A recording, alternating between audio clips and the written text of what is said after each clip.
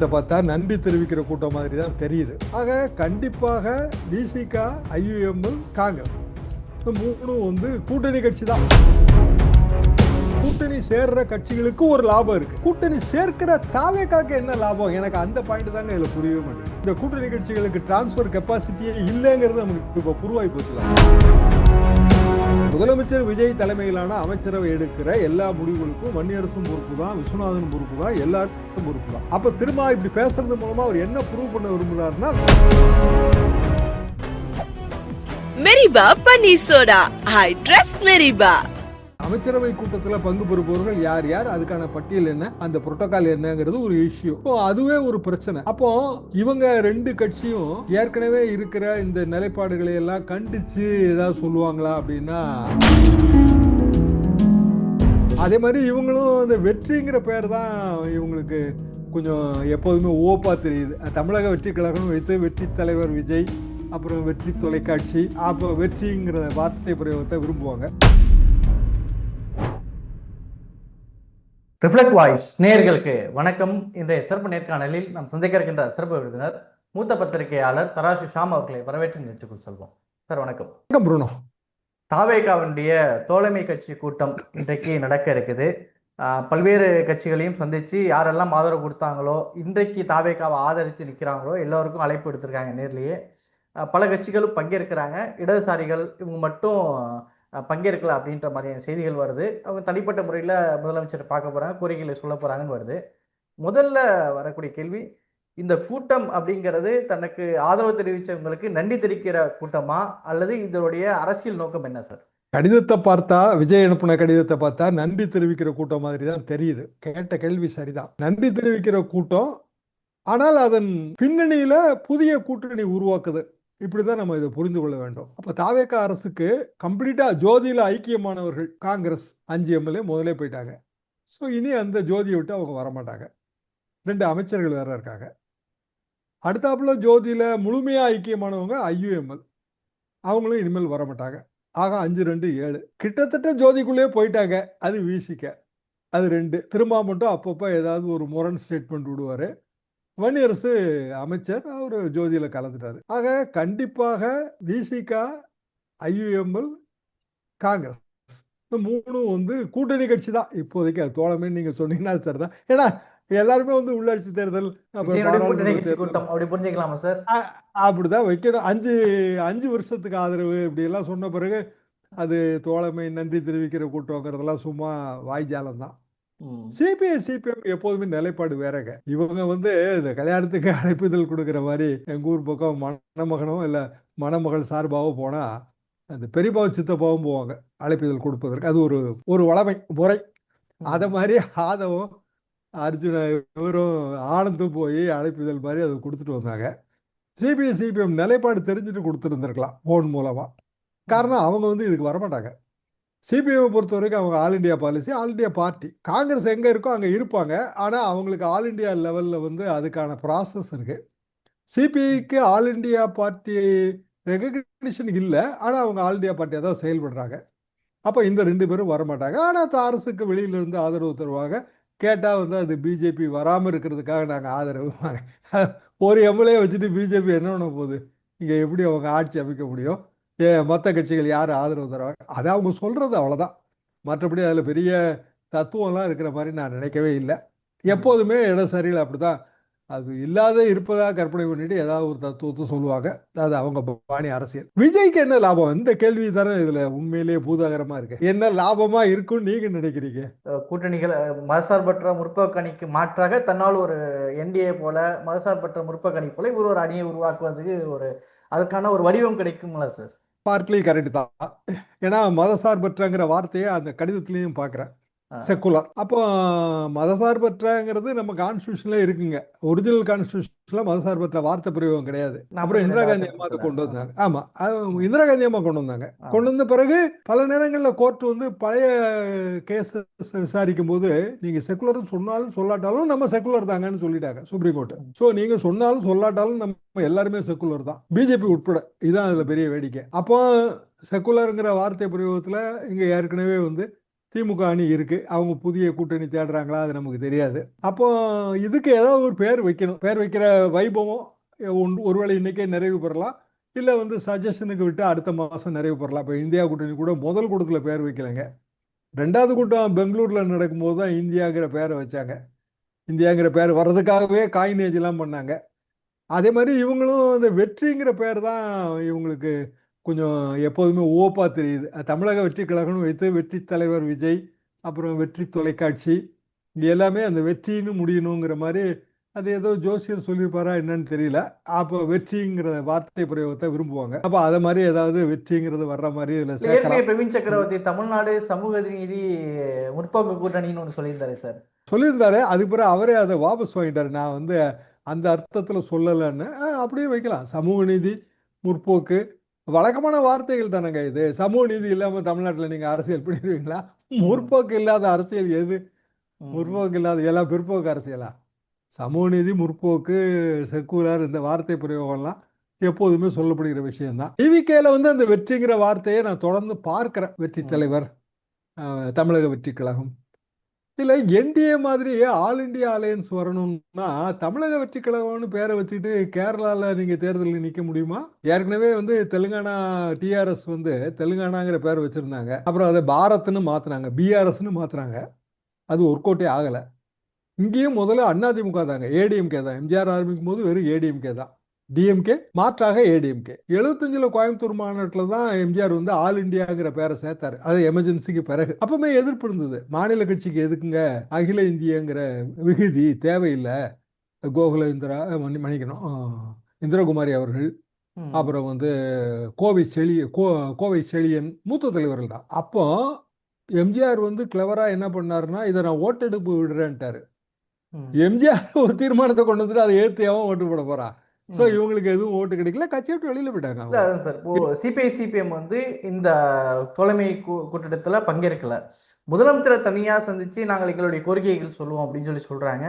என்ன இதை எப்படி புரிஞ்சுக்கிற சார்? இப்போ தமிழ்நாடு ஏற்கனவே ராதன் பண்டித்தில் தொடங்கி இப்போ டெல்லி சிறப்பு பிரதிநிதி வரைக்கும் நிறைய எதிர்ப்புகளை இப்பெல்லாம் பண்ணியிருக்கிறாங்க. இந்த தோழமை கூட்டத்தில் இதெல்லாம் சுட்டி காட்ட வாய்ப்புகள் இருக்கா? அப்படியெல்லாம் பெருசாக காட்டுற மாதிரி தெரியலங்க. மொத்தம் 12 போஸ்டிங் வந்து அநேகமாக எல்லாமே கான்ட்ரவர்ஷியல் போஸ்டிங் தான் நான் நினைக்கிறேன். அப்படித்தான் சொல்றாங்க.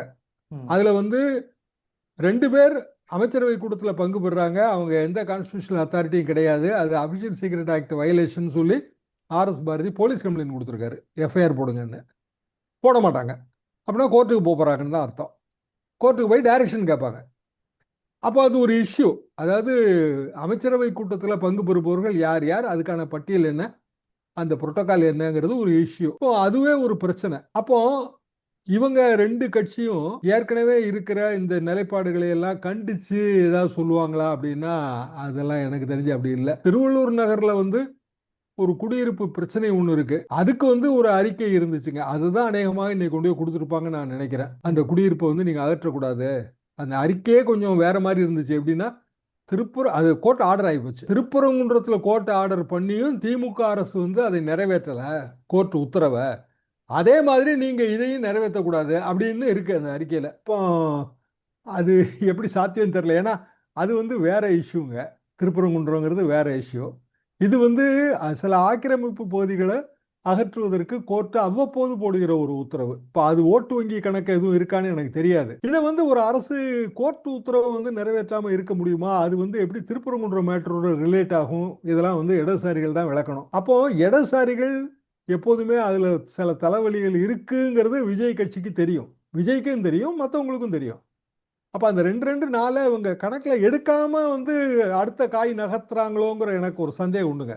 அதாவது இந்த 5 பேர் காங்கிரஸ் போகவே போகாது, விசிக போகவே போகாது, ஐயுஎம்எல் போகவே போகாது. 9 வந்து ஷுவர் இல்லையா? அது நீங்க அக்ரி பண்றீங்களா? 9 எம்எல்ஏக்கள் 5 வருஷத்துக்கு ஷுவர் இல்ல, அந்த ஆட்சி இருக்கிற வரைக்கும் ஷுவர். திருமாவளவன் அதையே சொல்றாரு, தேவைப்பட்ட நாங்கள் அமைச்சரவையே விலகுவோம்லாம் சொல்லியிருக்கிறாரு. அது எப்படி விலகுவாரு? அப்புறம் வன்னியரசு என்ன பண்ணுவாரு? அது சும்மா சொல்றது தாங்க. வன்னியரசு ஃபுல்லி செட்டில்டு இருப்பாங்க. அப்ப அவர் வேணா துறை மாற்றம் வேணா கேட்பாரு, அவ்வளவுதான். அதை தாண்டி எனக்கு தெரிஞ்சு திரும்ப வந்து திருச்சி கிழக்கில் நான் போட்டி போட போறது இல்லை அப்படி இப்படின்னு அவர் சொல்றாரு. ஆனா இதுல அடிப்படையிலங்க விசிகேவுக்கு இது வாராது போல் வந்த மாமணி. அவங்களுக்கு ஒரு மந்திரி பதவிங்கிறது 1999 கட்சி ஆரம்பிச்சு இந்த காலகட்டத்துக்குள்ள இது ஒரு பெரிய வாய்ப்பு. அதெல்லாம் அவங்க நழுவ விடுற மாதிரி எனக்கு தெரியல. ஐயுஎம்எலுக்கும் ஒரு பெரிய வாய்ப்பு தான். கேரளாவுக்கு அடுத்தாப்புல இப்போ தமிழ்நாடு அமைச்சரவையில் அவங்க பங்கு பெறாங்க. காங்கிரஸ் அப்படி இல்லைங்க. காங்கிரஸ் 67 வரைக்கும் ஆட்சியில் இருந்தது, நடுவில் ஆட்சியில் இல்லை, பல மாநிலங்களில் ஆட்சியில் இருக்கு.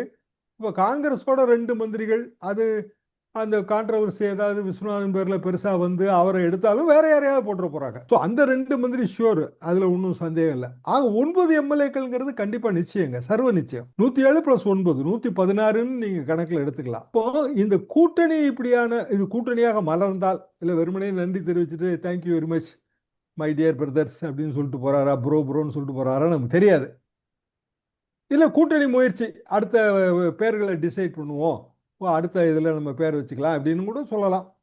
எது எப்படி இருந்தாலும் கூட்டணி சேர்ற கட்சிகளுக்கு ஒரு லாபம் இருக்கு இல்லையா? அதைத்தான் நம்ம இவ்வளோ நேரம் பேசணும். மந்திரி பதவி இருக்கு, அடுத்தாப்புல வந்து வர்ற உள்ளாட்சி தேர்தலில் சீட் இருக்கு. கூட்டணி சேர்க்கிற தாவேக்காக்கு என்ன லாபம்? எனக்கு அந்த பாயிண்ட் தாங்க இதுல புரியவே மாட்டேங்குது. கையில ஒரு வலிமையான அணின்னு ஒரு தோற்றம் உருவாகும்ல சார்? இல்லையா, அதுல என்ன பெரிய இருக்கு? திமுகவுக்கு லாபம்னு நினைப்பாங்க. இவங்களோட கம்பல்ஷன். இப்போ காங்கிரஸ் கட்சி 28 எம்எல்ஏ வாங்கி அவங்க எத்தனை ஜெயிச்சாங்க? இப்போ தாவேக்காவுக்கு போனால் அவங்க அங்கே எத்தனை கேட்பாங்க? இப்போவுமே வந்து மாணிக்க தாகூரோ இல்லை மற்றவங்களோ என்ன சொல்கிறாங்க, நாங்கள் அதிகமாக கேட்போன்றாங்க. பிரவீன் சக்கரவர்த்தி, நாங்கள்லாம் இப்போ ஆளுங்கட்சிங்க, நாங்கள் எங்களுக்கு பழைய மாதிரிலாம் சீட்டு கொடுக்க முடியாது, ஏகப்பட்டது கொடுக்கணும்னு அவரே தான் சொல்கிறாரு ஓப்பனா. ஸோ திமுக கூட்டணியில் வாங்குறதுக்கு டபுள் கேட்பாங்க. இல்லை 28 திமுக கூட்டணியில் 40 கேட்பாங்கல்ல, 40வது கேட்பாங்களா, கேட்க மாட்டாங்களா? மேயர்னா 4 மேயர் வேணும், 5 மேயர் வேணும்னு கேட்பாங்க காங்கிரஸ் கட்சி. கூட்டணி பேர நிர்பந்தம் இருக்குல்ல, அதை சமாளிக்கிறது பெரும்பாடுங்க. ஜெயலலிதாவே அதுல இது மூலியமா தாவேக்காக்கு என்ன லாபம் அப்படின்னு நீங்க ஒரு கொஸ்டின் எழுப்புனீங்கன்னா, இப்போ கடந்த திமுகல பெரிய அலைன்ஸா இருந்தாங்க. அப்போ நம்ம வந்து அலைன்ஸ், பெரிய அலைன்ஸ், ஒரு தொகுதிக்கு 400-500 வாக்குகள் இருந்தாலும் மும்முனை போட்டியாக இருக்கும்போது அவங்களுக்கு ஒரு பிளஸ், இதெல்லாம் பேசணும்ல. அப்ப அங்கே அதே பார்வை தானே இங்கேயும் வரும். அதே பார்வை தாங்க இங்கேயும் வரும். ஆனா இந்த கூட்டணி கட்சிகளுக்கு டிரான்ஸ்பர் கெப்பாசிட்டியே இல்லைங்கிறது நமக்கு இப்போ புருவாய் போச்சுல. அதாவது திமுக கூட்டணி 2026ல் நீங்க சொன்ன மாதிரி கூட்டணி பெரிய கூட்டணி, கண்டிப்பாக வந்து இவ்வளவு ஓட்டு வரும் அப்படின்னு கணக்கு போட்டது தான். அந்த கணக்கு எதை வச்சு போட்டது? அதுக்கு முந்தின தேர்தலை வச்சு போட்டது. அதாவது முந்தின தேர்தல் எது? 2021 சட்டமன்ற தேர்தல், 2024 மக்களவை தேர்தல். அது ரெண்டுலையும் வெற்றி இருக்கு. 24 100% வெற்றி. 24ல இருந்து 26க்குள்ள பெரிய மாறுதல் ஏற்பட்டிருக்கு. களத்திலையும் மாறுதல் ஏற்பட்டிருக்கு, கூட்டணி கட்சிகள்கிட்டையும் மாறுதல் ஏற்பட்டிருக்கு. அதை நான் எதை வச்சு நான் அதை யூகிச்சேன் அப்படின்னா, தேர்தல்லாம் முடிஞ்சு வாக்குப்பதிவு முடிஞ்ச பிறகு திரும்ப ஒரு ஸ்டேட்மெண்ட் விட்டார்ல, எங்க ஆளுங்க சரியாவே வேலை பார்க்கல, ரிசல்ட்டுக்கு முன்னாடி. அப்பவுமே என்ன இவர் இப்படி சொல்றாரு அப்படின்னா, வந்து அது 8 தொகுதியில எத்தனை ஜெயிப்பாங்க, இவங்க ஓட்டு எங்க டிரான்ஸ்பர் ஆச்சுன்னு நான் யோசிச்சேன். கனகராஜ் ரீசெண்டா ஒரு பேட்டியில சொல்றாப்ல, தொழிற்சங்கத்திலயும் போகலன்னு சொல்லியிருக்காங்க சொல்றாரு. கனகராஜ் சொன்னது நான் பார்த்தேங்க. காங்கிரஸ் வந்து சுத்தமா வேலையை பார்க்கலன்னு முதல்ல தெரிஞ்சு போச்சு. என்னன்னா ராகுல் காந்தியே வந்து ஒரு ஜாயிண்ட் கேம்பெயினுக்கே தயாரா இல்ல. அது போக பாண்டிச்சேரியில ரிபல் கேண்டிடேட்டோட சேர்ந்து தான் ராகுல் காந்தி போட்டோ எடுத்துக்கிட்டாருங்க. அப்போ காங்கிரஸும் வேலை பார்க்கல. அப்போ 8 தொகுதி விசிகாவுக்கு, 28 தொகுதி காங்கிரஸுக்கு, 36 தொகுதியிலையும் வேலை பார்க்கல. ஏன்னா 5-2-7 தான் ஜெயிச்சிருக்காங்க 36 தொகுதியில. 36 தொகுதி கொடுத்ததுக்கு காரணமாக இருக்கிற பிற தொகுதி ஓட்டு வங்கி இருக்குல்ல, ஒரு தொகுதியிலங்க நமக்கு ஒரு 2000-3000 ஓட்டு இருந்தா தானங்க நம்ம ஒரு 10 தொகுதி 20 தொகுதி கொடுப்போம்.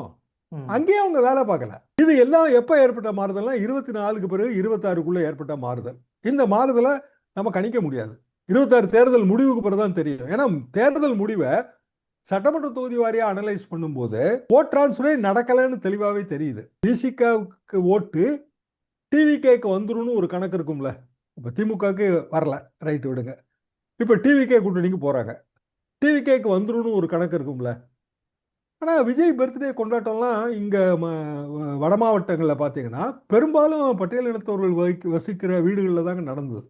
பெரும்பாலும் பிற கம்யூனிட்டிஸ் வகிக்கிற வீடுகள்லாம் ஒண்ணுமே நடக்கல. நம்ம நண்பர்கள் வந்து கூட்டேரிப்பட்டு இங்க எல்லாம் இருக்காங்க, பழைய ஆளுங்க, எங்களோட பழைய செட்டு. அவங்க மெசேஜ் போடும்போது எம்ஜிஆர் விஜயகாந்துக்கும் பெரிய ஓட் பேங்க் தலித் பகுதிகளில் தான் இருந்ததுன்னு சொல்லுவாங்க. இல்ல அது வந்துங்க, இப்போ இது வரைக்கும் நம்ம விஜயோட வெற்றிக்கு பிறகான ஒரு அனாலிசிஸ் என்னன்னா, ஜாதி இதெல்லாம் இந்த தேர்தலை எடுபடலைங்க, எல்லாரும் ஒட்டுமொத்தமா ஓட்டு போட்டிருக்காங்கன்னு. அது ஒரு உண்மை நம்ம எடுத்துக்கிடலாம். அப்போ தலித் மக்களும் ஓட்டு போட்டிருக்காங்க, மற்ற கம்யூனிட்டியில் இருக்கவங்களும் ஓட்டு போட்டிருக்காங்க. அப்படி இல்லைன்னா இந்த வெற்றி சாத்தியப்படாது. இப்போ ஆஃப் லேட், அதாவது இந்த ஆட்சி வந்து இவ்வளவு நாளைக்கு பிறகு பெரும்பகுதி மற்ற கம்யூனிட்டி வந்து விலகுறாங்க, தெளிவாகவே தெரியுதுங்க. அது இப்போ சண்முகம் வந்து மயிலம் தொகுதியில் அவர் பெரிய அளவுக்கு கறி விருந்தெல்லாம் கொடுத்து பெரிய அளவுக்கு அவருக்கு ஓட்டு போட்டவங்களை எல்லாம் உற்சாகப்படுத்தினாரு கேடர்லாம் அதிமுக. ஆனா யாருமே உற்சாகமே அடையலைங்க. சண்முகம் போடுற கணக்கே தப்பு. அவர் டிவிகேக்கு வர்றது மூலமாக டிவிகேக்கு லாபமே கிடையாது. சண்முகத்துக்கு ஒரு லாபம் இருக்குங்க. அவருக்கு இருக்கிற பர்சனல் இஷ்யூஸ் இதுல லாபம் இருக்கும். சண்முகத்துக்கே மயிலம் கொடுத்தாலும் அவர் வெற்றி பெறுவதற்கு மிக கடுமையா போராட வேண்டியது வரும். ஆனால் அங்கேயே ஒரு டிவிக்கே வந்திருக்கும்ல டெவலப் ஆகி. அதாவது இதே ஜாதி அடிப்படையில எல்லாம் இல்லாம யாரோ ஒருத்தர் ஒரு யங்ஸ்டரோ இல்ல 30-35 வயசுக்காரரோ சுய முயற்சியில அரசியல் பண்ணி விஜய் பேரை சொல்லி விஜய் மன்றத்துல இருந்து வேலை பார்த்து ஏதோ ஒரு டெவலப்மெண்ட் ஆயிருப்பார்ல, அவருக்கு வாய்ப்பு கொடுத்தா அடுத்த 5 வருஷத்துல ஒரு நல்ல அரசியல்வாதியாக வருவதற்கான வாய்ப்பு இருக்கு. ஆனா இப்போ அவரை அப்படியே கழட்டி விட்டுட்டு சண்முகத்துக்கு வாய்ப்பு கொடுக்க போறாங்க, இல்ல விராலிமலைன்னா விஜயபாஸ்கருக்கு வாய்ப்பு கொடுக்க போறாங்க. ஏன்னா அவங்க அப்படித்தானே சொல்றாங்க. வைகோ என்ன சொல்றாரு, ராஜினாமா பண்ண சொல்லுங்க, அவனை நான் பிரச்சாரம் பண்ணி ஜெயிக்க வைக்கிறேன்னா ஓவர் கான்ஃபிடன்ஸ். அப்படி பிரச்சாரம் பண்றது மூலமாவே ஜெயிக்கணும்னா தமிழ்நாட்டில் ஏன் மற்ற தொகுதிகளில் டிவிக்கே ஜெயிக்கல? 1,75,00,000 ஓட்டு வாங்கியிருக்காங்க ரஃபா. ஆனா கிட்டத்தட்ட ஒரு 3.5 கோடி ஓட்டு எதிர்பார்த்தனாங்க விழுந்திருக்கு. அது பல கட்சிக்கு பிரிஞ்சிருக்கு, அவ்வளவுதான். அடிப்படையிலங்க நம்மளோட சிஸ்டத்திலேயே 50% ஓட்டுலாம் வாங்குறது ரொம்ப ரொம்ப கஷ்டம். 30% 35% ஓட்டு வாங்கலாம். அதுக்கு தான் நம்ம கூட்டணி வைக்கிறோம். அந்த கூட்டணியில ஃபார்முலா என்னன்னா, நமக்கு 5 தொகுதி வெற்றி பெறணும்னா ஒரு தொகுதி கூட்டணிகளுக்கு விட்டு கொடுத்துருவாங்க. அதாவது நமக்கு ஒரு 250 தொகுதி நம்மளோட அசம்பிளி ஸ்ட்ரென்த்னா 50 தொகுதி கூட்டணி கட்சிகளுக்கு கொடுக்கலாம். காலப்போக்கில் அந்த 50ங்கிறது 80 ஆயிடுச்சுங்க. இது நான் சொல்றது பழைய காலத்து கலைஞர் காலத்து ஃபார்முலா, இந்த 5க்கு 1ங்கிறது. இப்போ அது கொஞ்சம் கூடிருச்சு. காரணம் கட்சிகளோட எண்ணிக்கை பெருகி போச்சுங்க. அப்பெல்லாம் ரொம்ப கட்சி கம்மியா இருந்தது. ஏன்னா அண்ணா வச்ச கூட்டணி வெறும் 7 கட்சி கூட்டணி தானே. இன்னைக்கு எத்தனை கட்சி கூட்டணி திமுக வச்சது? சோ பெருகி போச்சு, கட்சி எண்ணிக்கை பெருகி. இப்போ இந்த ஆலோசனை தோழமை கட்சி கூட்டங்கள் நடக்குது. முக்கியமா அதிமுகல இருந்து பல எம்எல்ஏக்கள், இப்போ விசிகா திருமாவளவன் அவர்கள் 2 நாட்கள் முன்பு கூட இது குறித்து ஒரு மாற்று கருத்துக்களை சொல்லியிருந்தாரு. இதெல்லாம் இன்றைக்கு இதையெல்லாம் குறித்து பேசுவதற்கு வாய்ப்பு இருக்கா? அப்படி பேசிட்டாங்கன்னா தாவேகா இதை எப்படி பார்க்கும் சார்? ஒன்றும் பேச மாட்டாங்க. அதாவதுங்க திருமாவுக்கு அவருக்கு அந்த எழுச்சி தமிழர் அடையாளத்தை விடக்கூடாதுன்னு நினைக்கிறாரு. அதனால அவர் எழுச்சி தமிழர்னு அடையாளத்தை காட்டுறதுக்காக ஏதாவது எழுச்சியா பேசிட்டு இருக்கிறாரு. எப்படிங்க வன்னியரசை அமைச்சர் பதவியிலிருந்து விலக சொல்லிடுவாரா? அவர் சீனியர் லீடருங்க. அவரை விசிகல திருமாவுக்கு என்ன சீனியாரிட்டி இருக்கோ அதே சீனியாரிட்டி வன்னியரசுக்கு இருக்கு. எப்படி அவரை விலக சொல்ல முடியும்? நீங்க அமைச்சரவையில பங்கெடுத்த பிறகு பேசி பிரயோஜனம் இல்லைங்க. ஏன்னா அமைச்சரவையே ஒரு கூட்டு பொறுப்பு. அமைச்சரவை எடுக்கிற எல்லா முடிவுகளுக்கும் எல்லா அமைச்சர்களும் எங்க துறையில் எடுத்த முடிவுக்கு தான் நாங்க பொறுப்புலாம் எந்த அமைச்சரும் சொல்ல முடியாது. முதலமைச்சர் விஜய் தலைமையிலான அமைச்சரவை எடுக்கிற எல்லா முடிவுகளுக்கும் வன்னியரசும் பொறுப்பு தான், விஸ்வநாதனும் பொறுப்பு தான், எல்லாரும் பொறுப்பு தான். அப்ப திரும்ப இப்படி பேசுறது மூலமா அவர் என்ன ப்ரூவ் பண்ண விரும்புறாருன்னா, நான் இல்லைங்க, நான் வேற மாதிரியான ஒரு தலைவர், நான் எழுச்சி தமிழர் அப்படி அவர் சொல்ல நினைக்கிறாரு. அது மக்கள் மத்தியில் எடுபடாதுங்க. வட மாவட்டங்களை பொறுத்த வரைக்கும் பழைய ஜாதி ரீதியான என்னென்ன உணர்வுகள் இருந்ததோ, எப்படி லோக்கல் பாலிடிக்ஸ் இருக்கோ அப்படிதான் இப்பவும் இருக்கு. இந்த கடந்த ஒரு 40 நாட்களாக அப்படி திரும்பி இருக்கு. வட மாவட்டங்களை பொறுத்த வரைக்கும் 40 நாட்களாக விவசாயிகள் மத்தியில ஆட்சிக்கு எதிரான மனநிலை இருக்கு. அதை அவங்க புரிஞ்சுக்கிறது இல்லை, அவ்வளவுதான். திருப்பி விஜய் பேனர் அதுல பெரிய அளவுக்கு நமக்கு மெரிட் இருக்கு, விஜய் கையை காட்டினா ஓட்டு விழுந்துரும் அப்படின்னு நினைக்கிறாங்க. என்ன காரணம்னா 26ல இவ்வளவு பெரிய வெற்றி வந்திருக்குல்ல, 1.25 கோடி ஓட்டு வந்திருக்குல்ல. திமுக ஓட்டு அதே கணக்கு தான். 24ல நமக்கு இவ்வளவு ஓட்டு வந்திருக்கு. இந்த ஓட்டெல்லாம் இவ்வளவு சேரும்போது நமக்கு திராவிட மாடல் 2.0 ஆட்சி நிச்சயம். அது 1.25 வருஷத்துல அது ராங்னு ப்ரூவ் ஆயிடுச்சுங்க. 24ல அவ்வளவு பெரிய வெற்றி அடைஞ்சாங்களா இல்லையா? அந்த வெற்றியில ஒரு 70% 26ல தக்க வச்சிருக்கணும்ல திமுக. எங்க வச்சது? ஏன்னா ஒரு வருஷத்துக்குள்ள ஏற்படுற அதிருப்தி தான் காரணம். ஒரு வருஷம் 1.5 வருஷத்தை யோசிச்சு பாருங்களேன். 21 ஸ்டாலின் ஆட்சி வந்ததுங்க. 22, 23 வரைக்கும் அந்த ஆட்சி கான்ட்ரவர்சிஸ் இருந்தாலும் நல்ல பேரோட தான் இருந்தது. 23 தான் மகளிர் உரிமை தொகை முதல்ல வழங்க ஆரம்பிச்சாங்க. 24 மக்களவை தேர்தல் anti BJP campaign work out ஆச்சு. 40க்கு 40 ஜெயிச்சாங்க. அதுக்கு அடுத்த 1.25 வருஷத்துக்குள்ள 1.5 வருஷத்துக்குள்ள எப்படி இவ்வளவு பெரிய சரிவு ஏற்பட்டது? அதிருப்தி, லோக்கல் அதிருப்தி ஏற்படுவதற்கு 60 நாள் போதும். திருப்தி ஏற்படுவதற்கு 6 வருஷம் வேணும். இதுதான் உண்மை. சரிங்க சார், பல்வேறு விஷயங்களை பகிர்ந்துட்டீங்க. கருத்துக்கு நேரத்துக்கு நன்றி. மெரிபா பன்னீர் சோடா, ஐ ட்ரஸ்ட் மெரிபா.